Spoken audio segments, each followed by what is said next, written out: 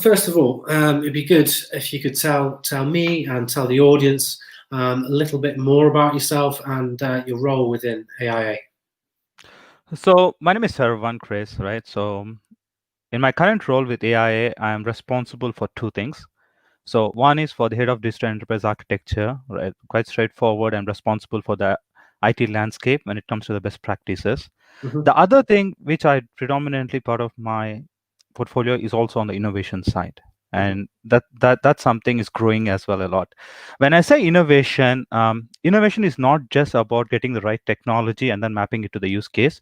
It's also about co-creating the models together with the business and make sure that IT is not just an enabler, but also a digital transformation catalyst.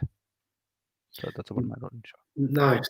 And then with your role as well, you're responsible for putting forward advice on things like emerging technology to the CTO office. How do you go about identifying which technologies could be relevant to the business, and how does this strategy look and work within the business? I do it in two-way fold, Chris, right? The first thing which I do is obviously the need-based innovation, which most companies do, which is I have this problem statement on the table. The business says that, hey, IT, we need your help around it, and we go about in the market. And I think with my trust factor that I have been here in the region for more than 10 years in the innovation advisory space, I have a good connection of startup ecosystems across Asia Pacific and also a strong sense of partners and vendors. So naturally, I get the right technology for every need that's needed for AIA Singapore here. But that's pretty straightforward, right? But what I do a bit different is also the what we call as a fail fast and fail cheap methodology in AIA Singapore. So we just don't wait for the business to come up with a need-based use case. And what we do is every quarter we make sure we take certain amount of days and we sit with the business and run workshops on the co-creation models. Yeah. So essentially what we do is we bring the perspective of the emerging trends and technologies across the insurance sector happening globally to our business and say that, hey, these are the things that are really implicating, and these are not necessarily hitting the bottom line. These also contributing to your top line as well. Yeah. And then we go through a series of workshops with them, and then we identify one or two focus areas for a particular quarter, and then we put our effort, time, and energy into it. Again, having said that, right, every innovation lab around the FSI space is seen as an incubator kind of a thing, which I partially agree. But having said that, every innovation has a certain sense of effort and dedication and time across the dollar as well as the people. So we just make sure that we focus one or two initiatives every quarter, and then we go ahead and really immerse into it. And then we say that if you really can't put a value in 3 months for your emerging trend for the business, let's not put around it anymore. That's what we put it as a discipline in AIA Singapore. Is every trend that we put on has to have a certain sense of value at the end of the 3 months vetting. If we really have something and then we proceed and then we drive into the pilots and then into the production. If not, we just don't want to go ahead and waste everyone's time. Yeah. So in saying that, do you identify a kind of like a different technology or a different category each quarter and then work on that solely? Is that what you're saying? Sorry. Exactly. I think that's the best way to do. And the other thing, what also we do in AIA Singapore, predominantly in my role, is I bring the ecosystem, the strong ecosystem, the partnership that I have in AIA Singapore, right? For example, I have nurtured across startup ecosystems in Asia Pacific over the last 10 years, have been a startup advisor as well. So naturally, these startups, in fact, today in AIA Singapore, we are working with some of the companies which are very niche. Yeah. And they don't even have a big name. But having said that, we don't shy away from reaching out to them and trying out the solutions. In fact, a couple of solutions in the AI space that we have in Singapore are from small school startups. But having said that, they really do bring the value to us. So essentially what we do is we just don't play around. We also bring those solutions back to AI Singapore through our partnerships. Nice. And how, obviously you've built that network up in Singapore. How do you actually go about identifying the relevant organizations to be getting involved? Is that a difficult process? Yeah, there's a process to it, Chris, right? So as I told you before, I have over the last 2-3 years, I have built a team around it for innovation. So essentially what we do is we do two things on an everyday basis. First thing, gauge and monitor the trends that are happening in the insurance tech space globally. right? And what's really bringing value to the organizations. The second thing is we constantly gauge the startup ecosystems, not necessarily in Singapore, even though Mhm. AI Singapore is primarily based on Singapore organization. But what we do is we monitor the startups globally and predominantly in Asia Pacific and look around them. What are the value they are bringing in for the insurance and insurtech space? So we do this on a constant basis. Mhm. And the second thing, what we do is we have forced partnerships, especially with the government agencies and the innovation agencies in Singapore, so that we get the right relevant information as and when there is a good startup that's trying to reach out to AI Singapore. We have made ourselves very clear that we are in this game for innovation. We are not just here for a short-term basis. I think that's the second thing we did. And the third thing, what we do is we run hackathons. Like Okay. in every other organization, we run hackathons. We run the startup ecosystem events and give the assurance to those niche vendors and partners, even though they are small, that AI Singapore is really gaming for innovation and we are always open the doors for them. That's really cool. That's a good approach. I like it. And then with regards to kind of the importance of digital business transformation, clearly it's of huge importance to pretty much every industry, including financial services, including insurance. How important has that kind of transformation been to the actual insurance industry over the last 5 years, and why has it been why has it shifted so much? Is it because there needs to be more of a focus on the consumer and the customer in the process? How has that come along in the last kind of 5 years and the importance of it? Insurance has always been seen as a legacy business, Chris, Yeah, if you may say so, right? yeah, In fact, since I've been in the advisory space here for more than 10 years, I worked across the FSI space companies, right? Insurance are real monsters and dinosaurs if you come from. There's still companies that carry 30 years of legacy code in there, yeah. right? But but one thing is for sure is insurance is of a long. For example, if you take about AIA has been thriving for more than 100 years. We have seen n number of pandemics, and we are still surviving there. So in that sense, insurance business are quite sustainable, right? Given that and the trust factor. But Mhm. having said that, digital transformation has been a late entrant into the insurance space, and you agree with my on that, right? Insurtech, I think, is the word that has been buzzing for the last 5 years. But Yeah. although it has been buzzing, I think the real transformation that I have been seeing on the ground is past 3 years. And the reason when I say clearly is for the 3 years is because of the trends and technologies that have been emerging. And initially, the digital transformation has always been seen as something that improves the bottom line for insurance. Yeah. But over the last 3 years, the real game change in the digital transformation for insurance is it can definitely contribute to your top line. I think that's the message loud and clear that digital transformation has brought into the insurance industry. And that's Mhm. something now all the insurance companies have agreed to that. And that's why you see the new models of digital enabled buying, the purchase, the marketing, the customer management solutions around it has really grown leaps and bounds in the last 3 years. So Yeah. again, as I said, that for me, the real value of digital transformation is not about what technology you bring in. It's about the right technology marrying to the right use case, providing you your top line and bottom line results. Yeah. Nice, that's a really good answer. And just quickly jumping back onto the comments regarding legacy, with regards to insurance companies that are continuing to kind of operate on legacy systems, which they kind of must do. How hard is it also to transform the culture, the legacy culture as well that falls within that? Have you kind of had any experience of transitioning with a new culture change or a resistance to culture change within that? I think, as you rightly said, Chris, right? Culture is the hardest part to change when it comes to digital transformation. Technology is something can be easily identified and changed. Again, the culture is a part of few things, right? I won't say culture itself is an is an identity on its own. I will say culture is a combination of people and processes. Yeah. Yeah. So if you really want to change the culture of any organization, I think the two important areas where you need to focus on is your people and processes space, and which we have able to change successfully in AIA for the last couple of years. So what you have done is, as every organization do, we bring in the agile way of working, right? When I say agile way of working, what we have done is we have really put the processes in place, right from the IT envisage to the IT production. I think we have done that part.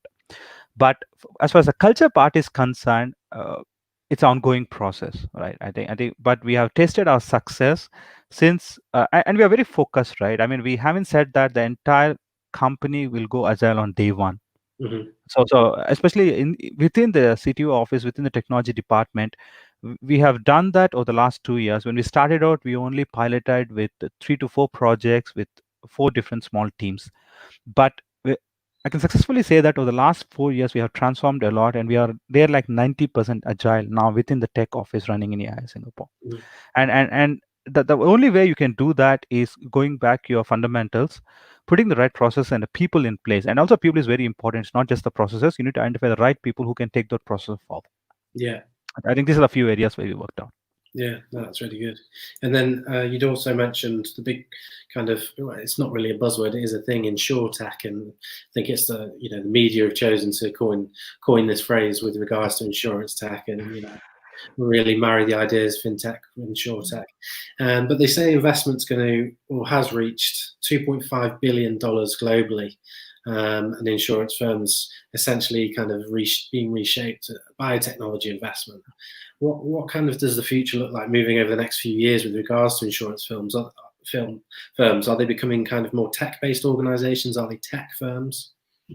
I think it's a bit of both, Chris. I mean, tech-based as well as the business-focused, I would say. And the reason I would say that is because, right, trust me, there are a lot many digital native insurers booming around globally.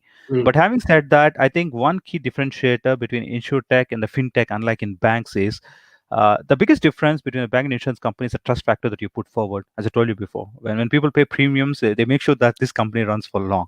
Yeah. They won't really care whether this company has the best of the UI. But although it contributes to the top line, I'm not discarding that part aside, right? But when you say insurance companies really want to run as a tech companies, I won't say that, but insurance companies want to modernize themselves. Let me put it this way, right? They really want to simplify the things for customers. They really want to simplify the things for the agents that do the selling. They also want to simplify the things for the partners that want to innovate together with the insurers. I think those 3 areas are game changing. And it's really true that there have been a lot of investment in insurtechs in this space. And let me tell you, insurtechs are not a competition as far as insurance industry is concerned. They're always the enablers, and insurance companies understood that and are going together and working with the insurtech companies in that space. Nice. And then we touched on it a bit earlier about the innovation labs. Yeah. With AIA. What role do these have to play other than kind of those, identifying those small vendors and big vendors alike, and how long has the innovation labs been a part of the organization, and why was that brought to the table, kind of thing? I think innovation is something that I brought on the table for AIA, I think 2 to 3 years back when I joined AIA Singapore, right? I think that's one of the mandate given to me by my CTO. As part of this, what we do is, I think we have done a lot of innovations in the last 2 to 3 years. In fact, across the SMACKY stack, right, as we call it, social mobility, analytics, IoT, blockchain. I mean, these are the buzzwords that are happening out there. But let me tell you, we have done innovations across all those tech stacks that I mentioned right now. I can't really delve into the use cases because they're very proprietary at this space. But we have done innovations around that. But when I say innovations, right, we are not just doing a product and putting out there either for my customers or agents. We are actually responsible for putting a KPI framework to measure those innovations and what's the effect of those innovations on my business. I think that's where the innovation labs is really successful at.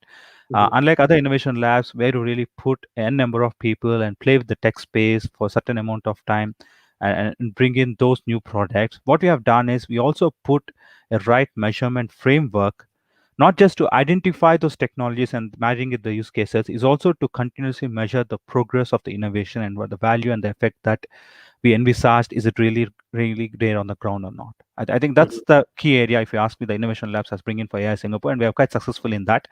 There are n number of initiatives that have been flying in AIA Singapore today across the technology, analytics, and the cloud stacks today. In fact, we are one of the big adopter of cloud since last couple of years, and I'm proud to say that we are one of them. We are doing successfully in the region. Good stuff.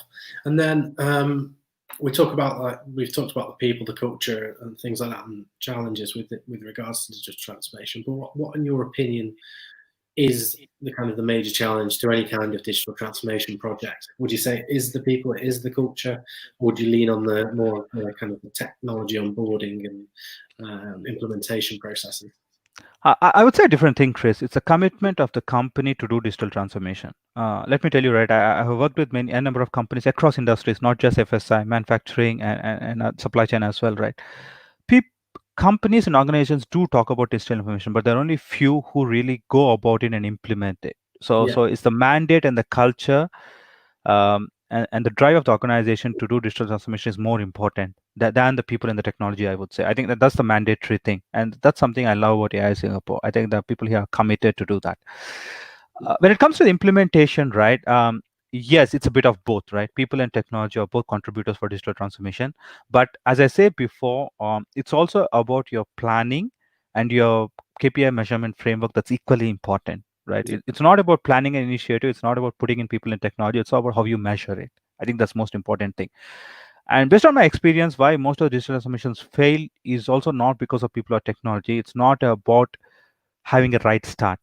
When I say right start, either you're trying to put a technology or emerging trend forcefully into your IT landscape yeah, and calling it as a digital transformation, yeah, or you're trying to marry a wrong technology to a wrong sense of use case. yeah, I think that's where the most digital transformations fail. And the worrying part is people will take at least a year or two to know that their digital transformation has failed because there's no proper measurement framework in place. I think those are the things I think we corrected in AI Singapore. And thankfully, we are failing, but we are failing very fast and we are failing cheap. yeah. And we are making sure that our dollar transformations are really converted into value. No, that's a really good answer. Really good answer. And then throughout the course of, we've been doing these online events throughout kind of the last 6 months and running this series, and automation is a thing that always kind of creeps into the kind of the talks and discussions. How much of a part does automation play in the insurance industry and kind of within technology within that? Chris, if you ask me 5 to 6 years back, right, most of the data with the insurers are still living in the Excel world, especially the analytics space. Yeah. But things have changed rapidly. I think people understood that data is the new monetary asset, and we have to really play around it. I think that message has been consumed across the insurers globally, not just with the AIA to start with, across all the FSIs. Mhm. Uh, and and as long as you have the data, I think you need to have the automation in place. As far as AI Singapore is concerned, right, the framework that I have put in for automation is what I call it as the true blue automation. So when I say true blue automation is 100% automation, which is a combination of two things, BPM and RPA, which is your business process management automation and the robotic process automation. And I try to make sure that we have a right mix, because you cannot be really doing the business transformation. That's the reason you need to have an RPA to subside it and make sure that you go hand in hand. But the end game is true 100% of business process automation. But I would say that to achieve that, you need to have sustainable RPA support as well. Mm-hmm. Nice. And then going back to the start, you mentioned about the kind of the work you do around startup advisory across Singapore and Asia. How has the landscape changed over the course of the pandemic, and are we slowly seeing that improve if it has, gone the other way, kind of thing?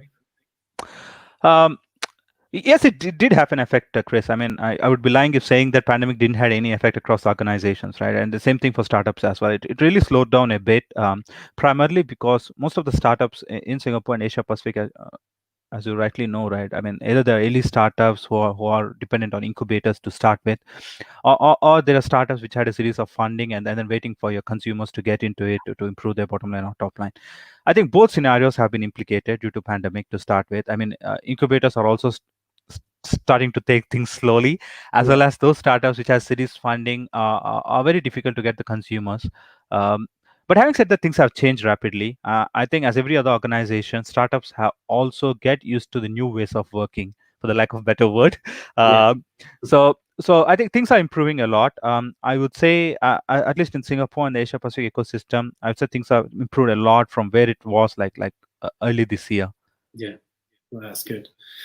And then finally, any kind of advice to those working in digital innovation strategy and in responding to the current crisis, and what can be done to succeed and come out the other end in terms of leadership and things like that? Chris, I think one thing which I've learned from my experience over the years is, I mean, everyone have seen our crisis in 2009, the first financial crisis, and we are back there in a couple of years, strong and rebound, right?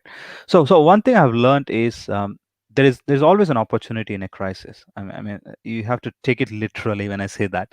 Yeah. So what you really need to do, I think the one thing is you have to really be bold. So you have to really be bold during the pandemic, and the other thing is you have to be agile. When Yeah. I say agile, it's not about you're rolling out your products in agile way of working. It's also your thought process or a digital innovation in agile way, right? Probably there are 10 initiatives on your table, right? But during the pandemic, you have to really prioritize. You have to really prioritize across the 4 areas of pragmatism, technology, analytics, digital, which you need to really put forward to make sure that there's right value coming back to the organization. So if you ask me, I think the one message that I really give for those people who are really trying to dabble across digital innovation during the pandemic is be bold. There was always an opportunity in the crisis, and make sure that you do the proper planning and bring the right value back to your organization. Nice. And then just quickly on that, has the pandemic kind of affected the way you're working or the way your team work at the moment as well? It did, Chris. It did. But having said that, we put the right processes in place in Singapore. I think we are back in less than 2 weeks with the new ways of working. And let me tell you, teams have really adopted change very well. I think that also proves that we are really good at adopting change. Yeah. But it's just that we need a trigger. And as I told you before, we took this as an opportunity. Well, that's it, isn't it? I think I've heard that it's great that you've echoed the point as well from these events that a lot of people have used, this as, almost a silver lining. It's almost bad to say that, but because obviously so much bad has come from COVID. But in terms of innovation and thinking quickly and reacting and adapting and pivoting, it has forced some organisations into positive kind of transformations. Those that kind of can and do survive it. Just looking at more on the positive side, on the flip side of things. Yep, I agree with you, Chris. Well, Saravan, thank you so much for joining us and for letting me kind of navigate your role and your kind of your thoughts and insights as well. It's a real pleasure to have had you with us, and I think it was a great conversation where you shared kind of ample amounts of insights with us. So thank you very much. My pleasure, Chris. Thank you.